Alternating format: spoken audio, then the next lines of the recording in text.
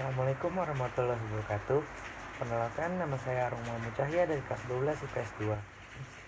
Di sini saya ingin menjelaskan kenapa bisa terjadinya perpecahan Uni Soviet. Di sini saya langsung menjelaskan ya. Selama tahun 1960 sampai 1970-an, Partai Komunis yang saat itu memegang kekuasaan tertinggi di USSR terus mengumpulkan kekayaan dan kekuatan.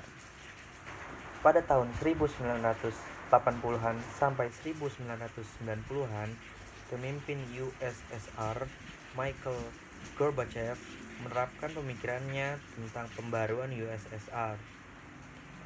Pemikirannya itu dilatar belakangi oleh kondisi USSR yang tidak berkembang dan kemerosotan ekonomi. Beberapa pemikirannya yaitu: pertama, ada demokratisasi. Apa sih itu? Kebebasan berekspresi menyebabkan kemunculan kekuatan oposisi di parlemen USSR. Akibatnya, banyak pertentangan dan persaingan di parlemen dan partai. Terus ada juga keterbukaan. Apa sih itu keterbukaan? Diberikan pada masyarakat untuk mendiskusikan pemikiran dan ide nasionalisme. Ada juga rekonstruksi ekonomi. Langkah besar dalam ekonomi untuk merestrukturisasi dan merekonstruksi ekonomi negara. Ada juga Zaponos, proses pengadilan atau penegakan hukum secara adil, bebas, dan terbuka. Pemikiran-pemikiran itu tentunya mendapat pertentangan karena dinilai bertolak belakang dengan ideologi komunisme. Salah satu penentangnya adalah kelompok konservatif di Moskow. Kelompok konservatif yang dipimpin oleh Gennady Yanayev adalah kelompok yang menentang reformasi dan ingin mempertahankan komunisme. Kudeta tersebut digagalkan oleh Boris Yeltsin, pemimpin kelompok radikal yang mendukung reformasi dan ingin meninggalkan komunisme. Meski Gorbachev selamat dari konflik dan nama Yeltsin semakin dikenal dalam politik Uni Soviet, nyatanya kondisi politik Uni Soviet semakin tidak stabil. Banyak negara bagian Uni Soviet ingin memisahkan diri dan memerdekakan bangsanya sendiri. Hal ini mengakibatkan pecahnya Uni Soviet pada tanggal 8 Desember 1991. Selain itu, Gorbachev akhirnya mengundurkan diri sebagai Presiden Uni Soviet pada tanggal 25 Desember 1991. Pada akhirnya, yang tersisa di Uni Soviet adalah negara yang memulai pembentukan Uni Soviet, yaitu ada Rusia, Ukraina, Belarusia, dan Transkaukasia. Perpecahan USSR sebagai negara komunis adidaya pun melemahkan kekuasaan komunis secara internasional. Hal itu sekaligus menandai berakhirnya perang dingin antara USSR dan Amerika Serikat. Meski USSR telah tiada, menurut Grant Brenton dalam karyanya Anatomy of Revolution, keberadaan USSR adalah contoh keberhasilan ideologi Marxis-Leninis yang diwujudkan menjadi negara. Saya akan menjelaskan tentang perkembangan perang antara Rusia dan Ukraina. Pada tanggal 23 Juni 1917, Republik Rakyat Ukraina berdiri sebagai negara Ukraina modern. Republik ini, tulis Nicholas V. Raisanovsky dalam A History of Russia 1963, diakui internasional. Sebelum itu, Ukraina merupakan bagian dari pemerintahan sementara Rusia usai Revolusi Rusia. Revolusi ini menggantikan sistem Tsar di Rusia menuju pembentukan Uni Soviet. Republik Rakyat Ukraina tak bertahan lama dan jatuh seiring dideklarasikannya negara Ukraina yang anti-sosialis pada tanggal 29 April 1918.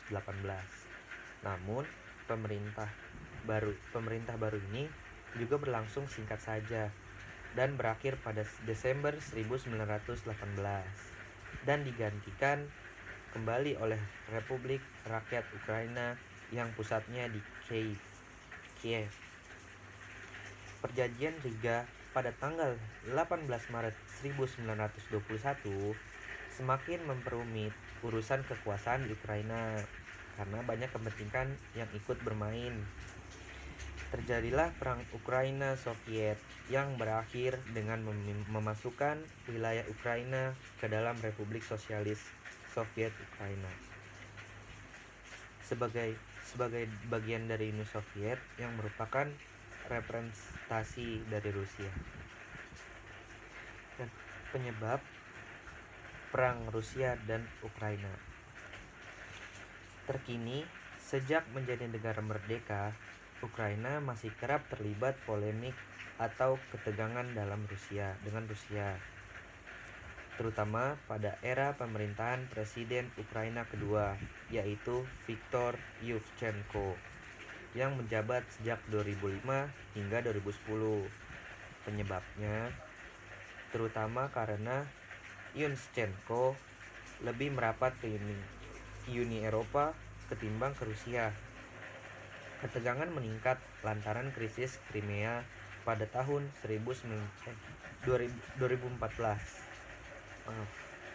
Kawasan semenanjung Crimea yang semula berada di wilayah Ukraina dianeksasi oleh Rusia, dilaporkan BBC News pada tanggal 13 November 2014. Krisis Crimea memicu kerusuhan serta perpecahan di Ukraina bagian timur dan selatan. Pada tanggal 11 Mei 2014, gerakan separatis di Ukraina mendeklarasikan berdirinya Republik Rakyat Donetsk dan Republik Rakyat Lugansk. Dua wilayah ini yang menjadi pemicu terjadinya kembali konflik Ukraina dan Rusia sejak tahun 2021 dan memicu perang pada Februari 2022. Donetsk dan Lugansk yang termasuk dalam area bernama Donbas dihuni oleh mayoritas warga yang dekat dengan kultur Rusia. Ratusan ribu rakyat Donbas bahkan sudah berstatus sebagai warga negara Rusia.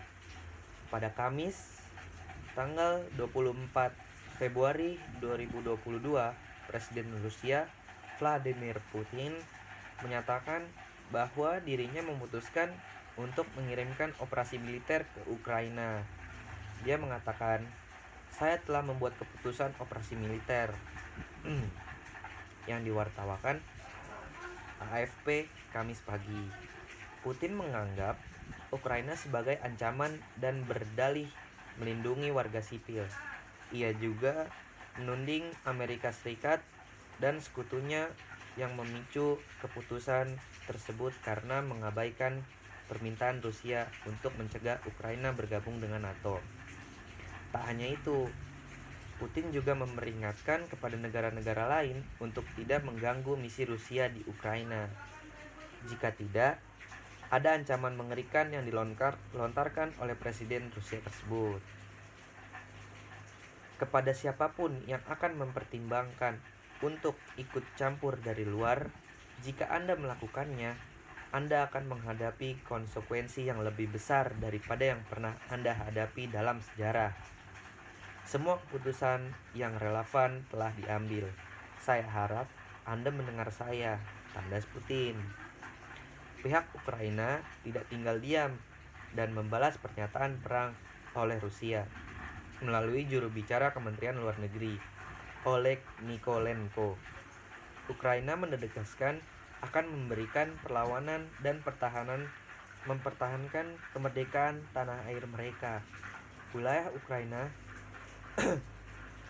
sebuah pelanggaran menjijikan terhadap status PBB, norma juga prinsip hukum internasional, tugas Nikolenko. Dilansir CNN Kamis 24 Februari 2020. Kami juga harus melawan penyerang dan mempertahankan tanah Ukraina sekuat mungkin, tegasnya.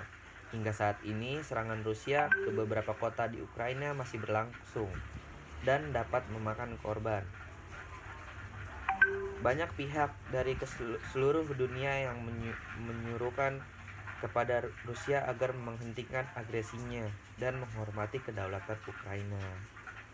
Begitulah akhir dari ini. Terima kasih. Wassalamualaikum warahmatullahi wabarakatuh.